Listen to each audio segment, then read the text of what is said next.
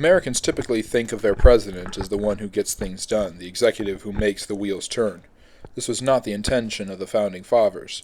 They saw that the power should belong to the Congress, the legislative branches, which would do their will.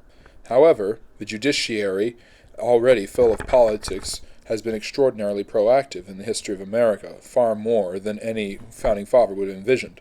None of them would have envisioned William Howard Taft, a president, becoming the Chief Justice of the Supreme Court and lobbying for the Supreme Court to get its own building. Or, as we discussed last time, Charles Evans Hughes, in his long political career, switching over to serve the Supreme Court right after Taft, the same president who put him on the court, died. He became Chief Justice. And of course, none of them probably would have expected Earl Warren, one of the most proactive Supreme Court justices and Chief Justices, to take over in 1953. Appointed by a Republican president, the Republican governor of California turned Supreme Court justice would have one of the more progressive terms in U.S. history, as the Supreme Court, as well as a political institution, is now seen, thanks to the Warren Court and what happened afterwards, as an institute for social change and social developments, a recognition of civil liberties and civil rights. This was something that the Warren Court brought to it, most notably with its first major case in 1955, Brown versus the Board of Education, where Thurgood Marshall and other lawyers fought hard for the NAACP's legal division and the recognition of the unconstitutionality of the Plessy versus Ferguson ruling, which had made segregation viable in many states.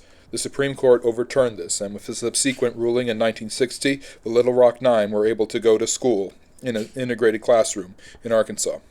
This was indeed the time of social change and civil rights, and as the movement gained speed, it eventually found its way to the court, with the same lawyer, Thurgood Marshall, from Brown versus the Board, becoming the first black justice on the court in the late 1960s, serving for 26 years. More social change and activism came from the court as the civil rights movement gained more and more traction. They upheld civil rights in the Warren Court, including the right for interracial marriage, which was established with Loving versus Virginia in 1966. The court also spoke about the growing culture wars and divide, saying that school prayers, as well as mandatory Bible readings, were unconstitutional in 1962 and 1963.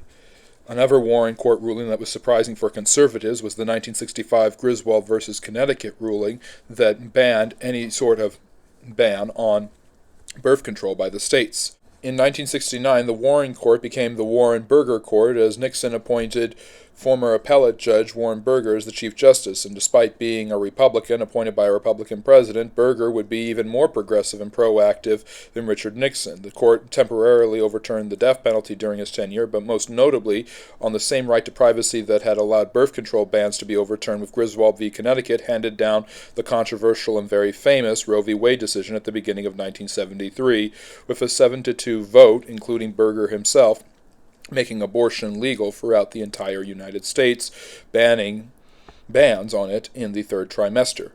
Despite the political activism and involvement of many of its leaders in the early 20th century, by the latter part of the 20th century, the court had become an engine for social progress despite its conservative bent.